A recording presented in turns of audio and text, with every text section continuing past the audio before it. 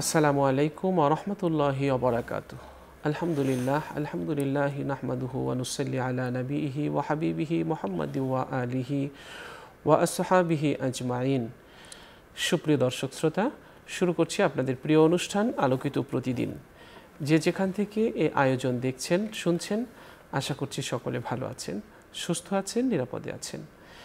প্রিয় ভাই বোনেরা, আমরা আজ একটি চমৎকার বিষয় নিয়ে আলোচনা করব। আর এই বিষয়টি নিয়ে আলোচনা করার জন্য আমাদের স্টুডিওতে অতিথি হিসেবে উপস্থিত হয়েছেন একজন তরুণ আলেম। আজ আমাদের সাথে অতিথি হিসেবে আছেন মাদ্রাসা দারুত তাকওয়া ঢাকা এর সম্মানিত প্রতিষ্ঠাতা পরিচালক এবং প্রধান মুফতি, বিশিষ্ট ইসলামী চিন্তাবিদ হাফিজ মাওলানা মুফতি রুহুল আমিন নোমানী। আসসালামু আলাইকুম ওয়া রাহমাতুল্লাহি ওয়া বারাকাতুহু। ওয়ালাইকুম আসসালাম ওয়া রাহমাতুল্লাহি ওয়া বারাকাতুহু। মোহতারাম, কেমন আছেন? আলহামদুলিল্লাহ, আপনি কেমন আছেন? আলহামদুলিল্লাহ, ভালো আছি। দর্শক, আমরা আজ যে বিষয়টি নিয়ে কথা বলবো সেটি হচ্ছে মানুষের জীবনে কল্যাণ। আল্লাহ তাআলা কোরআনুল কারিমে বলেছেন, ওয়ালাউ আন্না আহলাল কুরা আমানু, যে জনপদের লোকেরা যদি ঈমান আনতো এবং আল্লাহর তাকওয়া পরিপূর্ণভাবে অবলম্বন করত, তাহলে আল্লাহ তাআলা আসমান এবং জমিনের সমস্ত বরকতের দুয়ার তাদের জন্য খুলে দিতেন।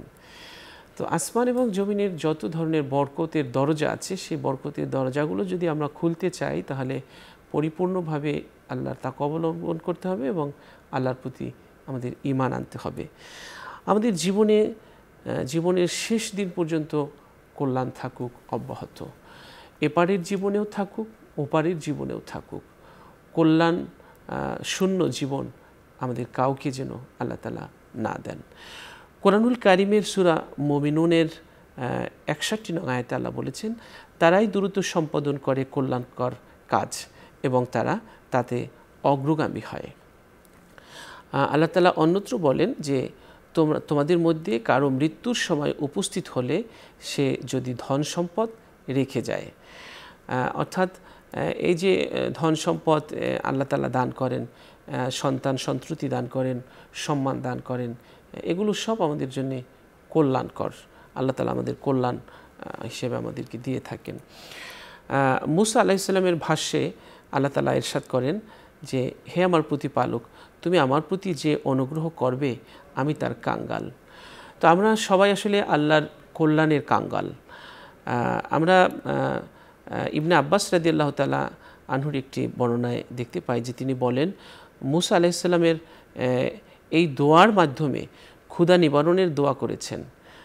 এরপর শ্রেষ্ঠত্ব, এখানেও আমরা জানি খায়ের শব্দ প্রথম কল্যাণকে বোঝায়, তবে এটি শ্রেষ্ঠত্বের অর্থেও ব্যবহৃত হয়ে থাকে। মহান আল্লাহ বলেন, শ্রেষ্ঠত্ব কি তারা না তুব্বা সম্প্রদায় ও তাদের পূর্ববর্তীরা, শ্রেষ্ঠ কি তারা না তুব্বা সম্প্রদায় ও তাদের পূর্ববর্তীরা। তো এখানে কল্যাণ, যে শ্রেষ্ঠত্ব দান করেন আল্লাহ কাউকে নানানভাবে, এটাও আল্লাহ তাআলার একটি কল্যাণ। ভালো কাজ এবং ইবাদত, এটাও আমাদের করতে তৌফিক যে আল্লাহ তাআলা দিয়ে থাকেন, এটাও আমাদের জন্য কল্যাণ। আল্লাহ পাক বলেছেন যে, আমি তাদেরকে ওহী প্রেরণ করেছিলাম ভালো কাজ করতে, নামাজ পড়তে এবং যাকাত দিতে, তারা আমারই ইবাদত করত। এরপরে ভালো যে অবস্থা দান করেন আল্লাহ তাআলা, এটাও আল্লাহর পক্ষ থেকে আমাদের জন্য একটি কল্যাণ। পার্থিব জীবনের ভালো অবস্থাকেও কোরআনের ভাষায় খায়ের বলা হয়েছে। আল্লাহ তাআলা বলেছেন, আমি তোমাদেরকে সমৃদ্ধশালী দেখেছি, আমি তোমাদেরকে সমৃদ্ধশালী দেখছি, কিন্তু আমি তোমাদের জন্য আশঙ্কা করছি এক সর্বগ্রাসী দিবসের শাস্তি। সূরা হুদের 84 নং আয়াত। কোরআন এবং শরীয়ত যেটা, এটাও আল্লাহ তাআলা আমাদেরকে দিয়েছেন, এটা আমাদের জন্য একটি মহা কল্যাণ। আল্লাহ তাআলা বলেছেন, অনুনাজ্জিলু মিনাল কোরআনি মা হুয়া শিফাউ ওয়া হুদা ওয়া রাহমাতুল লিল মুমিনিন, যে এই যে কোরআন এই নাজিল করেছেন, এটি হলো মুমিনদের জন্য হেদায়াত, এবং হলো শেফা, নিরাময়, আরোগ্য, সুস্থতা।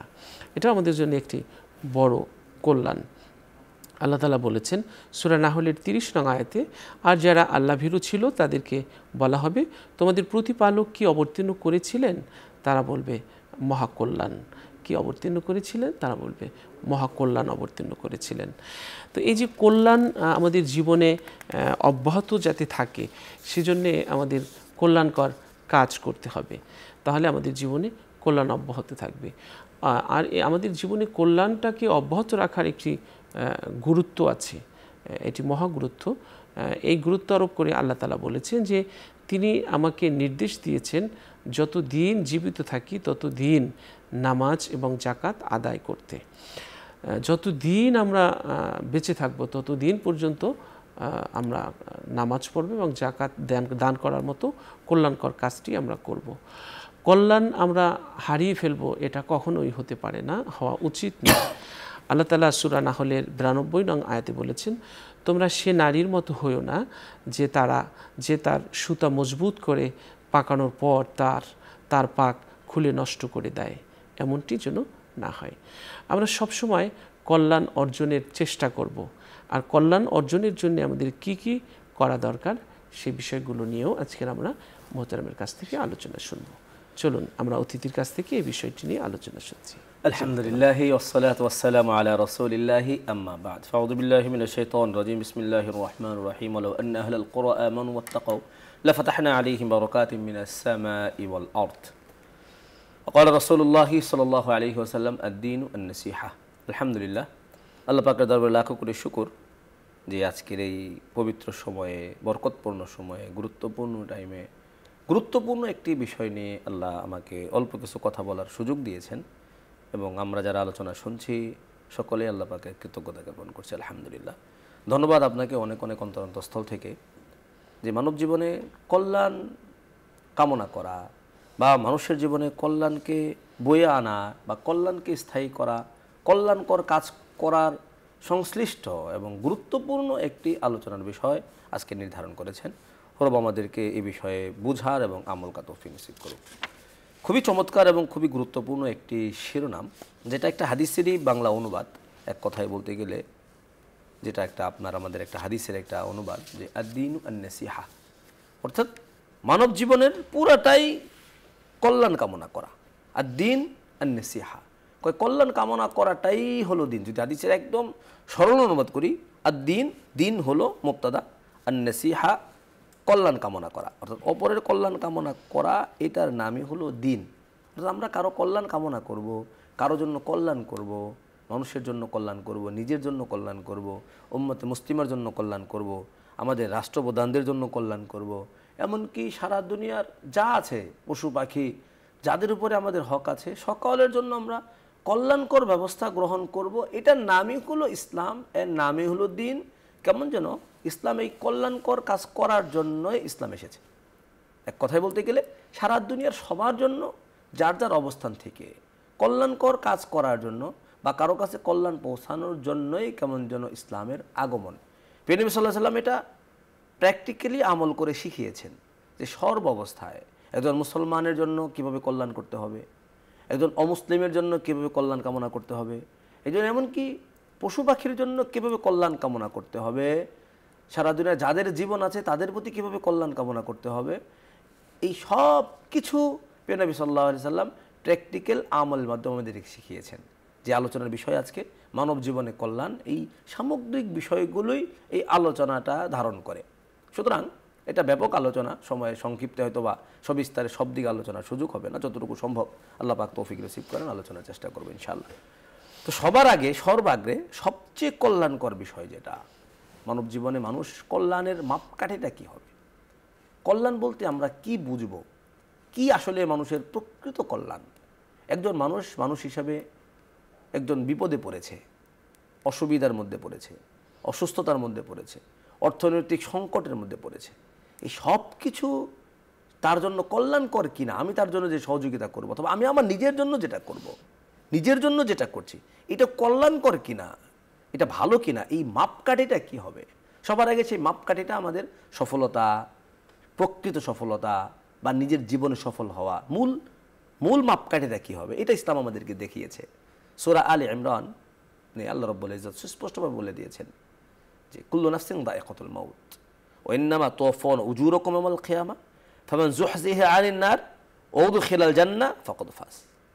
এক কথায় বলে দিলেন যে তোমাদের দুনিয়া থেকে বিদায় নিতে হবে, এই কথাটা মনে রাখবা, এবং তোমার জীবনে তুমি যা কিছু করেছো এই সবগুলোর আল্লাহর কাছে হিসাব দিতে হবে।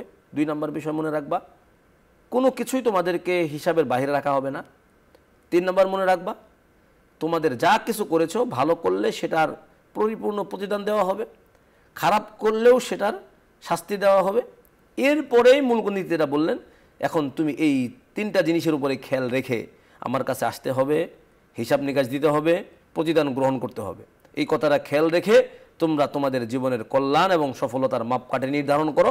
আল্লাহ বলেন, ফামান জুহজিহা আনিন নার, যে ব্যক্তি জাহান্নাম থেকে মুক্তি পেল, ওউদখিলাল জান্নাহ, জান্নাতে যেতে পারলো, ফাকদ ফাজ, এই ব্যক্তি প্রকৃত কল্যাণকামী এবং প্রকৃত কল্যাণ সে পেয়েছে, সেই ব্যক্তি প্রকৃত সফল। তার মানে একটা মূলনীতি দিলেন। আমরা এখন এই মূলনীতির উপরে ভিত্তি করে আমরা আমাদের কল্যাণকর কর্মকাণ্ডগুলো আমরা সাজাতে পারি, আমাদের জীবনে কল্যাণ আনার পদ্ধতিগুলো নিয়ে আমরা আলোচনা করতে পারি, আমাদের আরেকজনের জীবনে কল্যাণ পৌঁছানোর পরিকল্পনা আমরা সাজাতে পারি, নিজের জীবন রাষ্ট্রের জন্য কল্যাণের সফলতার একটা লাইন আমরা তৈরি করতে পারি। তো মূলনীতি হবে আমাদের এই কর্মের মাধ্যমে প্রকৃত কল্যাণ, প্রকৃত সফলতা, জাহান্নাম থেকে মুক্তি, জান্নাতে যাওয়া। অর্থাৎ প্রকৃত মূল সফলতা, প্রকৃত কল্যাণের একটা মূলনীতিকে সামনে রেখে আমরা আমাদের বাকি জীবনের সকল কল্যাণের একটা লাইন, কাজ আমরা সাজিয়ে নিতে পারি।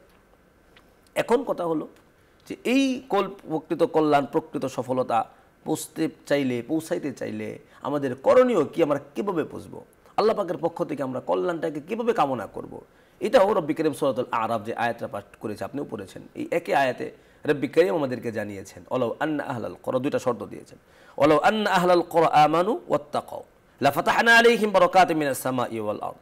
জনপদের অধিবাসীরা, যে কোনো জনপদ, যে কোনো জায়গায়, বাংলাদেশের অধিবাসীরা, আমার সারা পৃথিবীর যে কোনো প্রান্তের অধিবাসীরা যদি এই 2 কাজ করে, 1 নম্বর কাজ করে আমানু, ঈমান আনে, 2 নম্বর কাজ করে আল্লাহর প্রতি তাকওয়া অবলম্বন করে, আল্লাহকে ভয় করে এবং আল্লাহর কাছ থেকেই সকল কল্যাণ অকল্যাণ আসে, এই কথার উপরে বিশ্বাস করে যে প্রকৃত সকল সফলতায় আল্লাহর পক্ষ থেকেই আসে। আল কদরি খাইরিহি ওয়া শাররিহি, আমাদের ঈমানের একটা অংশ এটা, যে আমাদের তাকদীরের, আমাদের জীবনের ভালো এবং মন্দ এটা আমার রবের পক্ষ থেকেই আসে, এই কথার উপরে বিশ্বাস স্থাপন করে, এটার নাম হলো ঈমান। এই ঈমানটা যখন আনবে, এই 2 কাজ যদি করতে পারে, আমানু ওয়াত্তাকাউ, আল্লাহর উপরে ভরসা করতে পারে, আল্লাহ বলেন লাফাতাহনা আলাইহিম বারাকাতিম মিনাস সামাই ওয়াল আরদ, সারা দুনিয়াকে আমি আল্লাহ কল্যাণ দ্বারা ভরে দেব।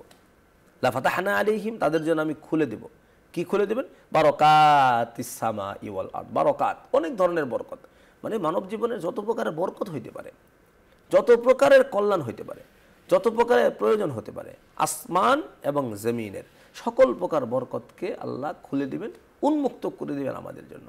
তাহলে এটার জন্য শর্ত কি? আল্লাহ শর্ত দিলেন যে তোমরা নেককার হও, ঈমানদার হও এবং আল্লাহর প্রতি ভালোবাসা আনো, আল্লাহর প্রতি তোমরা তাকওয়া আনো, তাহলে তোমাদের জীবনের সকল প্রকার বরকত আমি আল্লাহ খুলে দেব।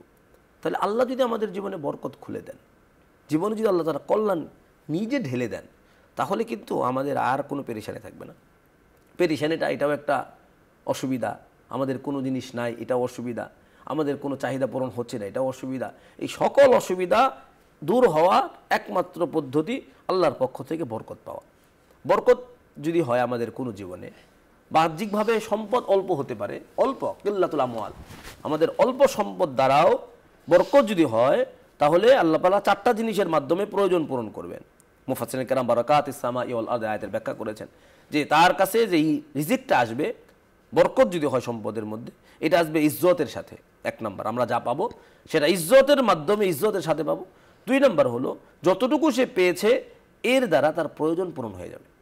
অর্থাৎ তার কাছে আছে অল্প পরিমাণ সম্পদ আছে, কিন্তু এর দ্বারা তার সকল প্রয়োজন আল্লাহ পূরণ করে দিবেন। কীভাবে পূরণ করবেন মাস শেষে আমি বুঝতেও পারবো না, যে হিসাব করলে দেখা যাচ্ছে যে আমার এত অর্থে তো শেষ হওয়ার কথা না, কিন্তু যথাযথভাবে মাসও শেষ হয়েছে এবং প্রয়োজনও পূরণ হয়েছে, ইজ্জতের সাথে হয়েছে। আর যদি কোনো সম্পদের মধ্যে বরকত না থাকে, তাহলে সংখ্যায় অনেক বেশি হলেও মাস শেষে সেটা আসবে হয়তো বা পেরেশানিতে, এবং সেটা দ্বারা আমরা সব কিছু করছি, সে শেষ পর্যন্ত আমাদের প্রয়োজনটা কি হচ্ছে না, আরও কিছু চাহিদা রয়েই যাচ্ছে, একটার পরে আরেকটা লাইন থেকে আসতেছে, আরেক জায়গা থেকে আসতেছে, কিন্তু হিসাব করে দেখছি যে এতটুকু হলে হয়ে যাচ্ছে, কিন্তু পরের মাসে হয়তো বা সেটা হয়েছে, কিন্তু প্রয়োজন পূরণ হচ্ছে না, বরং আরেকটা প্রয়োজন দেখা দিয়েছে, এরপরে আরেকটা হয়েছে, আরেকটা এসেছে, এরকম হাজার হাজার টাকা না, লাখ টাকা, লক্ষ টাকা, কোটি টাকা উপার্জনের পরেও দেখা যাচ্ছে যে প্রয়োজন শেষ হচ্ছে না, আরেক জায়গা থেকে প্রয়োজন আছে, এবং অন্তরের মধ্যে একটা অশান্তি, তমানিনা নাই, বরং একটা ওয়াহশাত, একটা একাকিত্ব, কেমন যেন একটা পেরেশানি ভাব অন্তরের মধ্যে রয়ে গেছে। অর্থাৎ যদি নিজের জীবনে কল্যাণ না থাকে, জীবনে যদি বরকত না থাকে তাহলে এরকম একটা অশান্তি এবং অশান্ত একটা পরিবেশে আমাদের জীবনটা কাটাতে হবে। আর যদি আমরা আমাদের জীবনটা যদি বরকতপূর্ণ হয়, কল্যাণকর হয়, তাহলে একটা শান্তির জীবন আমরা কাটাতে পারবো। সেটার জন্য শর্ত হলো ঈমান এবং তাকওয়া। অপর আয়াতে আল্লাহ রাব্বুল ইজ্জত খুব সুন্দরভাবে বলে দিয়েছেন যে ফালাম্মা নাসু মা যুক্কিরু বিহি, এটার উল্টা। এটার ভিতরে কেউ যদি ঈমান আনে এবং তাকওয়া করে তাহলে তার জন্য বরকত খুলে দেওয়া হবে। উল্টা দিকে আল্লাহ বলেন যদি তুমি এটা না করো, ফালাম্মা নাসু মা যুক্কিরু বিহি, আল্লাহ তাআলার এই স্মরণগুলো যদি তারা গ্রহণ না করে, আল্লাহ তাআলাকে যদি তারা ভুলে যায়, আল্লাহ তাআলার সাথে যদি তারা সম্পর্ক স্থাপন না করে, ফাতাহনা আলাইহিম আবওয়াবা কুল্লি শাই, আল্লাহ বলেন যে ভুলে গেলেও আমি তোমার সম্পদ দেওয়া বন্ধ করব না, তোমার সামনে সম্পদের রাস্তাকে খুলে দেব। অবৈধ উপার্জন তুমি করতেছো বরকত শূন্য, তোমার সামনে উপার্জনের রাস্তা খুলে দেওয়া হবে। এরপরে আল্লাহ বলেন ফাতাহনা আলাইহিম আবওয়াবা কুল্লি শাই হাত্তা ইযা ফারিহু বিমা উতু, তাকে যা কিছু দেওয়া হয়েছে এই দেওয়াটা সে পাওয়ার পরে, তারা যখন একেবারে আল্লাহ তাআলার কাছ থেকে যা পেয়েছে পাওয়ার পরে যখন তারা আল্লাহকে ভুলে যাবে, একেবারে খুশি হয়ে যাবে, আল্লাহ রাব্বুল ইজ্জত বলেন আখাযনাহুম বাগতাতান, হঠাৎ করে আমি আল্লাহ তাদেরকে শেষ মুহূর্তে পাকড়াও করব। শেষ মুহূর্তে এসে এমনভাবে আমি তাকে ধরবো যে ফাইদা হুম মুবলিসুন, এখন তার আফসোস করবে, হায় হায় আগের যা করেছিলাম সব তো ভুলের উপরে ছিলাম। অর্থাৎ একসময় সে কিছু অর্থ পাবে, উপার্জিত সম্পদ বাড়বে, তার ভিতরে তার শান্তি আসবে না, তার ভিতরে কল্যাণ থাকবে না, তার ভিতরে বরকত থাকবে না, তার মধ্যে কোনো ধরনের তার প্রয়োজন পূরণ হবে না, অশান্ত ভাব দূর হবে না, মনের প্রশান্তি পাবে না, পারিবারিক শান্তি পাবে না, এবং এলাকাবাসী থেকে সম্মান পাবে না, সব কিছু তার কাছ থেকে দূরে সরে যাবে। এবং কি শেষ মুহূর্তে এসে আল্লাহ বলেন আখাযনাহুম বাগতাতান, এমনভাবে আমি তাকে পাকড়াও করব যে পাকড়াওয়ার পরে সে আর কোনো রাস্তা খুঁজে পাবে না। এই জন্য আমরা আমাদের কল্যাণকর জীবন আমরা যদি প্রত্যাশা করি, দুনিয়ার জীবনে কল্যাণ কামনা করতে চাই, কল্যাণকর জীবন আমরা চাই, বরকতপূর্ণ জীবন চাই, এবং মৃত্যুর পরেও সুখ শান্তির জীবন চাই, তাহলে আমাদেরকে আল্লাহ রাব্বুল ইজ্জতে দেখানো এই পদ্ধতি ঈমান এবং তাকওয়ার জিন্দিগির উপরে আমাদেরকে উঠতে হবে। আমরা যদি ঈমান এবং তাকওয়ার জিন্দিগির উপরে উঠতে পারি তাহলেই আমাদের পুরা জীবনটা নিঃসন্দেহে কল্যাণকর হবে এবং আমাদের চলাফেরাটা কল্যাণকর হবে। এমনকি আমাদের যখন মৃত্যু হবে, মৃত্যুর সময় মৃত্যুর ফেরেশতা আমার কাছে যখন আসবে, তখন কিন্তু আল্লাহর পক্ষ থেকে আমাকে নেওয়ার জন্য, দুনিয়া থেকে আমাকে উঠিয়ে নেওয়ার জন্য, আমাকে অভিবাদন জানানোর জন্য, আমাকে সংবর্ধনা দেওয়ার জন্য লাল গালিচা বিছিয়ে কিন্তু ফেরেশতাদের বিশাল বড় একটা দল আমাদের কাছে পাঠানো হবে। রব্বুল কারীম সুন্দরভাবে এটা বর্ণনা করেছেন, ইন্নাল্লাযীনা ক্বালু রাব্বুনাল্লাহ সুম্মা হামিম সিজদা 24 নম্বর পারা, ইন্নাল্লাযীনা ক্বালু রাব্বুনাল্লাহু সুম্মা ইসতাকামু, যারা আল্লাহকে আল্লাহ বলে মেনে নিল, ঈমানের জীবন গ্রহণ করলো, ঈমানের জিন্দেগি গ্রহণ করার পরে, তাকওয়ার জীবন গ্রহণ করার পরে, সকল কষ্ট দুঃখ এবং কল্যাণকর জীবনের প্রত্যাশায় সব কিছুকে মেনে নিয়ে যখন তারা সুন্দর জীবন গ্রহণ করলো, সুম্মা ইসতাকামু, ওই কথার উপরে তারা অটুট থাকলো মৃত্যু পর্যন্ত। আল্লাহ বলে তাতানাজ্জালু আলাইহিমুল মালাইকা, তাদের মৃত্যুর সময় দুনিয়ার থেকে তাদেরকে নেওয়ার সময় অভিবাদন জানানোর জন্য তাতানাজ্জালু, তাতানাজ্জালু মানে হলো একের পর এক, তান নাজালা নামা, ইনজাল নামানো, আর তানাজ্জালা নামানো, তাতানাজ্জাল মুফাসসিরুল কারাম বলেন যখন এখানে অক্ষর বেশি এসেছে তার মানে এটা দ্বারা উদ্দেশ্য হলো দলে দলে, গ্রুপে গ্রুপে, ঝাঁকে ঝাঁকে ফেরেশতা, এক দুইজন না, বরং অনেক মানুষ যখন আমাদেরকে সংবর্ধনা জানায়, কোনো জায়গায় গেলে মাহফিল যখন আপনি যান, অনেক মানুষ যখন আপনাকে অভিবাদন জানায়, নারায়ে তাকবীর দিয়ে নিয়ে যায়, তখন মানুষ হিসেবে ভালো লাগাটা এটা স্বাভাবিক, অস্বাভাবিক কিছু না। হাজার হাজার মানুষ অভিবাদন জানাচ্ছেন, তো মানুষ যখন মৃত্যুর সময় আসবে, হাজার হাজার লক্ষ লক্ষ ফেরেশতা যখন আসবে, তাকে খুশি করার জন্য আল্লাহ পাক পাঠাবেন। এই জন্য আল্লাহ শব্দ বলেছেন তাতানাজ্জাল, একের পর এক, এক গ্রুপ যাবে, এক গ্রুপ আসবে, নতুন নতুন মানুষ তাকে আসবে, নতুন নতুন ফেরেশতা তার কাছে আসবে, তাতানাজ্জালু আলাইহিমুল মালাইকা, এবং সবাই অভিবাদন জানাবেন এক কথায়, নারায়ে তাকবীর তার, আল্লাহ তাখাফু ওয়ালা তাহজানু, ভয় পাইও না, ভয়ের কিছু নাই, চিন্তিত হয়ো না, চিন্তার কিছু নাই, ওয়াবশিরু বিল জান্নাহ, একের পর এক বলতে থাকবে, ওয়াবশিরু বিল জান্নাহ, জান্নাতের সুসংবাদ গ্রহণ করো, জান্নাতের সুসংবাদ গ্রহণ করো, ভয়ের কারণ নাই, চিন্তার কারণ নাই। নাহনু আউলিয়াউকুম ফিল হায়াতিদ দুনিয়া ওয়া ফিল আখিরা, দুনিয়াতে আমরা তোমাদের বন্ধু ছিলাম, মৃত্যুর পরেও তোমাদের বন্ধু, কিয়ামতের দিন তোমাদের বন্ধু আমরা, আল্লাহর কাছে তোমাদের জন্য মেহমানদারির ব্যবস্থা আছে, চলো মেজবানের কাছে আমরা আসি তোমাকে নিয়ে যাওয়ার জন্য। এই যে দুনিয়ার জীবনে যারা সুখ, আখিরাতকে, আখিরাতের কল্যাণ এবং দুনিয়ার কল্যাণটাকে প্রাধান্য দিয়ে ঈমান এবং আমলের জিন্দেগি যারা গ্রহণ করেছে, মৃত্যুর সময় যখন শুরু হলো ওই সময় থেকেই ফেরেশতারা তাদেরকে অভিবাদন জানিয়ে তাদের কাছে কিন্তু আল্লাহর কাছে নিয়ে যাচ্ছে। এমনকি মৃত্যুর পরে কবরে যাওয়ার পরেও কবর বলবে দুনিয়ার মধ্যে যারা চলতো, আমার উপর দিয়ে যত মানুষ চলাচল করত, সবার মধ্যে তুমি আমার কাছে খুব প্রিয় মানুষ ছিলা, তুমি আমার খুব আপনজন ছিলা, আমি তোমাকে খুব বেশি পছন্দ করতাম এবং আমার আপনজনদের একজন এসেছো আমার কাছে। আজকে দেখো আপন মানুষ, প্রিয় মানুষ তার প্রিয়জনদের সাথে কেমন আচরণ করে।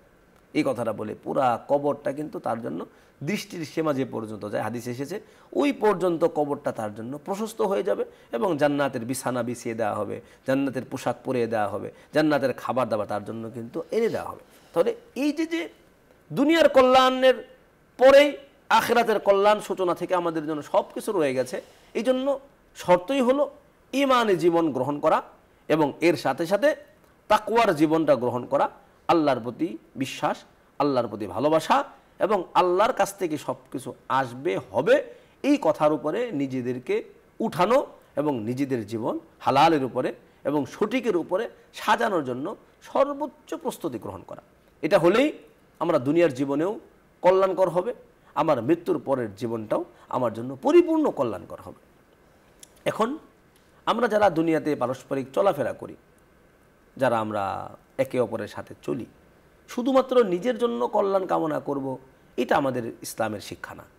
বরং ইসলাম আমাদেরকে শিখিয়েছে যে তুমি কল্যাণ কামনা করবা মানে সবার জন্য তুমি কল্যাণ কামনা করতে হবে তোমার। এবং একজনের অনুপস্থিতিতে তার কল্যাণ কামনা করা ইমানের একটি অংশ এবং হলো এটা হক। অবশ্যই পরস্পরের প্রতি একে অপরের প্রতি কল্যাণ কামনা করা, তার অনুপস্থিতিতে এবং তার অগোচরে তার কোনো ক্ষতি না করে তার পক্ষে কাজ করা, এটা আমি তার হক এবং এটা আমার ইমানের পরিচয়। জি দর্শক, আমরা কল্যাণ অর্জন করতে হলে আমাদের কি কি কাজ করতে হবে এ ব্যাপারে আমরা আজকের কিছু বলতে চাই। কল্যাণ অর্জন করতে হলে আমাদের যে কাজ করতে হবে, আল্লাহ পাক এ সম্পর্কে বলেছেন যে কল্যাণকর কাজের মাধ্যমেই মুমিন কল্যাণ অর্জন করবে। আল্লাহ তাআলা বলেছেন তোমরা ভালো কাজ করো যেন সফল কাম হতে পারো। অর্থাৎ কল্যাণের জন্য আমাদের ভালো কাজ করতে হবে। আর কি করতে হবে? কল্যাণ কাজে প্রতিযোগিতা করতে হবে। আল্লাহ তাআলা বলেছেন যে অতএব তোমরা ভালো কাজে প্রতিযোগিতা করো, সূরা বাকারা 148 নং আয়াত। এরপর আমাদের করতে হবে কল্যাণের প্রতি মানুষকে আহ্বান জানাতে হবে। সূরা ইমরানের 104 নং আয়াতে আল্লাহ তাআলা বলেছেন তোমাদের মধ্যে এমন একটি দল হোক যারা কল্যাণের পথে মানুষকে আহ্বান জানাবে। এরপর আমাদেরকে আত্মোন্নয়নে মনোযোগী হতে হবে, তাহলে আল্লাহ তাআলা আমাদেরকে কল্যাণ দান করবেন। আমরা দেখতে পাই ইবনে জাবের রহমতুল্লাহ বলেন মুমিনের প্রতিটি বেঁচে থাকার দিনই লাভজনক। সুবহানাল্লাহ, সুবহানাল্লাহ। এই জন্য মুমিন যখন আত্মোন্নয়নের চেষ্টা করতে থাকে এবং প্রতিদিন নিজেকে ছাড়িয়ে যাওয়ার চেষ্টা করে, তখন তার জীবন অর্থময় এবং মূল্যবান হয়ে ওঠে। এরপর আমরা কল্যাণ কাজে বিলম্ব করব না কখনো। ইবনে ওমর রাদিয়াল্লাহু তাআলা আনহু বলেন যখন সন্ধ্যায় উপনীত হবে তখন সকালের জন্য অপেক্ষা করো না, আর যখন তোমরা সকাল হয় তোমার তখন সন্ধ্যার জন্য অপেক্ষা করো না। অসুস্থ হওয়ার আগে তোমরা সুস্থতাকে আর তোমরা মৃত্যুর জন্য জীবনকে কাজে লাগাও।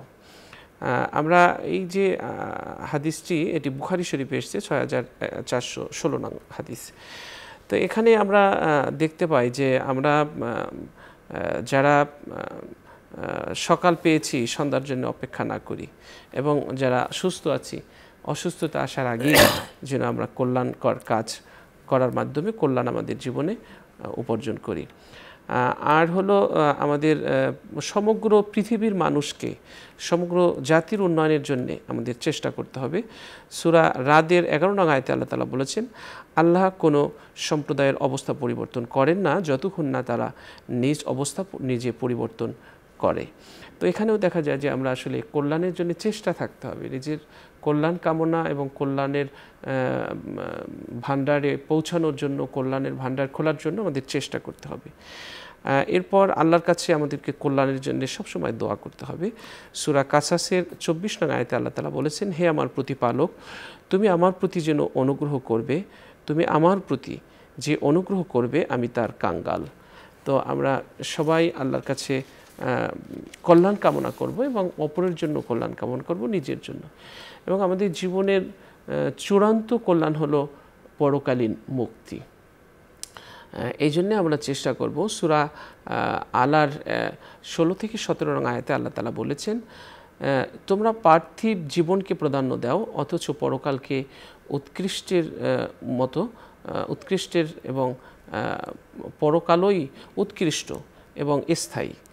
আল্লাহ তাআলা বলেছেন যে আমরা এই দুনিয়ার জীবনকে আঁকড়ে ধরি এবং পরকালকে ছুঁড়ে ফেলি। কাল্লা কাল্লা তুহিব্বুন আল আজিলাতা ওয়া তাযারুন আল আখিরা, আমরা দুনিয়ার জীবনকে আঁকড়ে ধরেছি আর পরকালকে আমরা ছুঁড়ে ফেলেছি। কাল্লা বাল তুহিব্বুন আল আজিলাতা ওয়া তাযারুন আল আখিরা। আসলে আমাদের একদিন এই দুনিয়ার সব কিছু ছেড়ে দিয়ে আমাদের শূন্য হাতে তার কাছে উপস্থিত হতে হবে এবং একা উপস্থিত হতে হবে আমাদের। তো সেই দিনের জন্য কিন্তু আমরা কেউ প্রস্তুতি নিচ্ছি না এবং সেই দিনের জন্যে আমাদের ন্যাক দিয়ে আমলনামা পরিপূর্ণ করার জন্যে আমরা চেষ্টা করছি না। এই জন্য আমাদের কল্যাণকর কাজ করতে হবে, কল্যাণের সাথে থাকতে হবে, কল্যাণের আশা করতে হবে, মানুষের জন্য কল্যাণ করতে হবে, নিজের জন্য কল্যাণ করতে হবে এবং পুরো পৃথিবীর মানুষের জন্য কল্যাণ কামনার একটা প্রত্যাশা আমাদের থাকতে হবে। চলুন অতিথির কাছ থেকে আরও শুনছি। জি মোহতারাম, খুবই চমৎকার বলেছেন যে আমাদের এখন মানব জীবনে কল্যাণকর কাজ করতে হবে, এটা আমাদের স্পষ্ট এবং করতেই হবে, না করলে আমাদের উপায় নেই, অবশ্যই করা উচিত। করার প্রক্রিয়াটা কি হবে, কিভাবে আমরা অপরের জন্য বা নিজের জন্য কল্যাণ করতে পারি, এটার জন্য যে এক কথায় যদি আমরা বোঝাতে চাই বা এক কথায় বলি, শরীয়তে মোতাহারা ইসলাম আমাদেরকে যে নির্দেশ দিয়েছেন, যেভাবে দিয়েছে, যে কাজ যেভাবে করতে বলেছে, যেই জায়গার যেই হুকুমটা দিয়েছে, যেই পদ্ধতিতে কাজটাকে সম্পন্ন করতে বলেছে, নিঃসন্দেহে ওটাই মানব জাতির জন্য কল্যাণকর। আল্লাহ রাব্বুল ইজ্জত স্পষ্ট বলেছেন, আল-ইয়াওমা আকমালতু লাকুম দীনাকুম ওয়া আতমামতু আলাইকুম নি'মাতি ওয়া রাদিতু লাকুমুল ইসলামা দীনা। সূরা মাইদা। আল্লাহ রাব্বুল ইজ্জত বলেন যে আমি তোমাদের জন্য দ্বীন ও ইসলামকে পূর্ণ করে দিয়েছি এবং তোমাদের জন্য সব কিছু পূর্ণ। তার মানে আমাদের যেই জায়গার জন্য যেই নির্দেশ হাদিস এবং কোরআন দ্বারা যেই কাজ যেভাবে করা নির্দেশনা, ওটার মধ্যেই মানব জাতির জন্য এবং আমার জন্য, আপনার জন্য, পরিবারের জন্য, জাতির জন্য কল্যাণ নিহিত আছে। সুতরাং সবার আগে আমরা প্রথমত কাজের আগে আমরা খুঁজবো যে আমি ব্যক্তির জন্য কল্যাণ মানে কি। আমি আমার ব্যক্তির জন্য কল্যাণ করতে চাইলে আমার উপর আমার কি কি হক আছে। আমি আমার নিজেকে কিছু সময় দেওয়া, এটা আমার ইসলামের হক। আমার আখিরাত গুছানোর জন্য 5 ওয়াক্ত নামাজ আদায় করা এবং আমার শরীয়ত অনুযায়ী আমার জীবন চালানো, এটা আমার উপরে আমার জন্য কল্যাণ কামনা করা।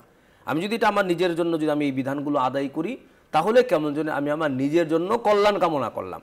আর আমি যদি এখানে বিপদগামী হই, ভিন্ন পথে চলি, কোরআন সুন্নাহ বহির্ভূত জীবন পরিচালনা করি, তাহলে আমি আমার নিজের কল্যাণ কামনা করলাম না, বরং আমি আমাকে প্রকৃত আসল অকল্যাণের দিকে, ক্ষতির দিকে ঠেলে দিলাম। 1 নম্বর বিষয়।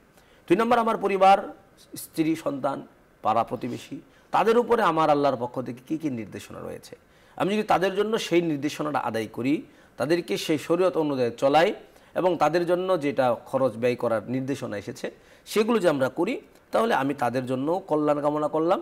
এটাই তাদের জন্য সর্বোত্তম কল্যাণের ব্যবস্থা। 3 নম্বর বিষয় হলো যে আল্লাহ রাব্বুল ইজ্জত বলেন, লান তানালুল বিররা হাত্তা তুনফিকু মিম্মা তুহিব্বুন। তোমরা প্রকৃত কল্যাণ কখনোই অর্জন করতে পারবে না। লান তানালুল বিররা, তোমরা কখনোই কল্যাণ অর্জন করতে পারবে না। হাত্তা তুনফিকু মিম্মা তুহিব্বুন, তোমরা তোমাদের পছন্দনীয় সর্বোচ্চ ভালো জিনিস যতক্ষণ না আল্লাহর জন্য ব্যয় করবা। অর্থাৎ সারা দুনিয়ার মানুষের জন্য কল্যাণ কামনা করতে গেলে তাদের জন্য সর্বোচ্চ ভালো আমার মধ্যে যেটা আছে, আমার যে সম্পদের মধ্যে সর্বোচ্চ ভালো যে অংশটুকু রয়েছে, আমার সর্বোচ্চ হাত্তা তুনফিকু মিম্মা তুহিব্বুন, তোমরা পছন্দ যা করো সেখান থেকে যতক্ষণ না খরচ করবা। তাহলে আমি আমার সম্পদের মধ্যে যেটা সবচেয়ে ভালো পছন্দ করি, মানুষের কল্যাণের জন্য ওই জায়গা থেকে ব্যয় করা, ওই জাতির জন্য আল্লাহর পক্ষ থেকে আমার উপরে নির্দেশনা রয়ে গেছে। সুতরাং তাদের প্রতি কল্যাণ কামনা করতে গেলে, তাদের প্রতি কল্যাণ কিছু করতে গেলে আমার সর্বোচ্চ শক্তি, ক্ষমতা, অর্থ ব্যয় করে তাদের পিছনে ব্যয় করা, তাদের কল্যাণ কামনা করা অন্যতম একটা মাধ্যম। 4 নম্বর, যদি আমরা চিন্তা করি যে তাদের অর্থনৈতিক কল্যাণের জন্য আমরা আমাদের সম্পদ ব্যয় করব, তাদের দ্বীনি কল্যাণের জন্য, তাদের ঈমানি প্রকৃত কল্যাণ, আখিরাতের মুক্তি, সেই কল্যাণের জন্য আমরা তাদের কাছে দাওয়াত পৌঁছানো, এটা তাদের কল্যাণ কামনার অন্যতম একটা মাধ্যম। অর্থাৎ আমরা তাদের কাছে যদি আমাদের শক্তি, সামর্থ্য আর পলিসি থাকে, আমরা সরাসরি তাদের কাছে গিয়ে কোরআন সুন্নাহর বাণীগুলো, আওয়াজগুলো পৌঁছে দেওয়া। বিদেশ হাসান ভাষণে নবী সাল্লাল্লাহু আলাইহি ওয়াসাল্লাম জানিয়ে গেছেন, বাল্লিগু আন্নী ওয়ালাউ আয়া, আমার পক্ষ থেকে একটা আয়াত, একটা বাণী তুমি জানা থাকলে অপর ভাইয়ের কাছে পৌঁছে দাও। তাহলে তাদের কাছে এই দাওয়াতটা পৌঁছে দেওয়া তাদের কল্যাণ কামনা করার অন্যতম একটা মাধ্যম। তাদের কাছে গিয়ে আল্লাহর সাথে তাদেরকে সম্পর্ক প্রতিস্থাপন করে দেওয়া। তারা আল্লাহকে চিনছেন, আল্লাহকে ভুলে গেছে, তাদের কাছে এই দিনের এই আওয়াজটা, দাওয়াতটা পৌঁছে দেওয়া, তাদের কল্যাণ কামনা করা। তারা শরীয়ত বহির্ভূত কাজ করছে, শরীয়ত বহির্ভূত কাজ থেকে তাদেরকে ফিরিয়ে এনে তাদেরকে সঠিকের উপরে উঠিয়ে দেওয়া, এটা তার কল্যাণ কামনা করা অন্যতম একটা মাধ্যম। আমরা তাদের কাছে পৌঁছাতে পারি। বর্তমান সময়ে মিডিয়ার যুগ, নিঃসন্দেহে এটাও বড় মানুষের কল্যাণকর কাজ, এটাকে ব্যবহার করার বড় সুবর্ণ সুযোগ রয়ে গেছে। মানুষের কাছে চাইলে এক জায়গায় বসে লক্ষ লক্ষ মানুষের কাছে কোরআন সুন্নাহর এই আওয়াজ এবং দাওয়াতগুলো পৌঁছে দেওয়া যায়। সেভাবেও আমরা তাদের কাছে কি করতে পারি, কল্যাণ, তাদের কল্যাণ আমরা কামনা করতে পারি।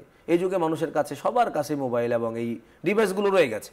এর মাধ্যমে যদি আমরা তাদের কল্যাণ কামনা করতে চাই, তাহলে এই যে সকালবেলায় আলহামদুলিল্লাহ, বিকেলবেলায় বিভিন্ন সময় বিভিন্ন প্রোগ্রামের মাধ্যমে বসুন্ধরা গ্রুপ আয়োজন করেছে আলহামদুলিল্লাহ, আপনি উপস্থাপনা করে তাদের কাছে সুন্দর সুন্দর বাণীগুলো পৌঁছাচ্ছেন। এই যে মানুষের, এটা সারা দুনিয়ার মানুষের কল্যাণ কামনা করা, সারা ওয়ার্ল্ডের যেখানে থাকুক না কেন সেখান থেকে কল্যাণ করে জিনিসগুলো তারা গ্রহণ করতে পারছে, তারা কল্যাণ এখান থেকে নিতে পারছে। তো এর মাধ্যমেও তাদের কল্যাণ কামনা করা, এটাও একটা বড় একটা মাধ্যম। ষষ্ঠত আমরা যেটা করতে পারি সেটা হলো প্রত্যেকটা মানুষের জন্য আমরা কল্যাণের দোয়া করতে পারি। আমি তার কাছে হয়তো বা যেতে পারছি না, আমি তার কাছে পৌঁছাতে পারছি না, কিন্তু আমি তার জন্য ঘরে বসে কল্যাণের দোয়ার মাধ্যমে আমি তার কাছে কল্যাণ পৌঁছাইতে পারি। যখন মানুষ দোয়া করবে, হাদিসে আসছে আল্লাহ সাল্লাল্লাহু আলাইহি ওয়াসাল্লাম বলেন, কেউ যদি দোয়া করে, দোয়ার মধ্যে তিনটা জিনিসের একটা আল্লাহ তাকে দিবেন অবশ্যই। এক হলো যা চেয়েছে আল্লাহ সেটা তাকে তৎক্ষণাৎ দিয়ে দিবেন। 2 নম্বর হলো এই দোয়ার মাধ্যমে তার সামনে কোনো বড় বিপদ ছিল, তাকদীরে বড় কোনো বিপদ আল্লাহ তার জন্য রেখেছিলেন, হয়তোবা সেই বিপদটাকে আল্লাহ তাআলা এর মাধ্যমে দূর করে দিবেন। 3 নম্বর হলো তার জন্য আখিরাতে এই দোয়াটাকে জমা রেখে দিবেন, অর্থাৎ তার ওখানে পৌঁছাবেন। তাহলে আমরা এই দোয়ার মাধ্যমে কি করতে পারি, মানুষের কল্যাণ করতে পারি। আর অনুসন্ধান করলে কল্যাণ অনেক পদ্ধতি পাওয়া যাবে। আল্লাহ তাআলা আমাদের সকলকে সেগুলো খুঁজে বের করে কল্যাণ পৌঁছানোর তৌফিক নসিব করুন। আমিন। দর্শক, আমরা এই পর্যায়ে একটি মোনাজাত করব, আপনারাও চাইলে আমাদের সাথে মোনাজাতে শরীক হতে পারেন। اللهم صل على سيدنا ونبينا وشفينا وحبيبنا ومولانا محمد صلى الله عليه وعلى آله وأصحابه وبارك وسلم. الحمد لله رب العالمين، والصلاة والسلام على سيد الأنبياء والمرسلين وعلى آله وأصحابه أجمعين. ربنا فاغفر لنا ذنوبنا وكفر عنا سيئاتنا وتوفنا مع الأبرار. الله. ربنا لا تزغ قلوبنا بعد إذ هديتنا وهب لنا من لدنك رحمة إنك أنت الوهاب. মহিয়ান গরিয়ান সর্বশক্তিমান মেহেরবান দয়ালু দাতা, আপনার শাহী দরবারে হাত তুলেছি, আপনি আমাদের জিন্দেগির সমস্ত গুনাহ খাতা মাফ করে দিন। আমিন।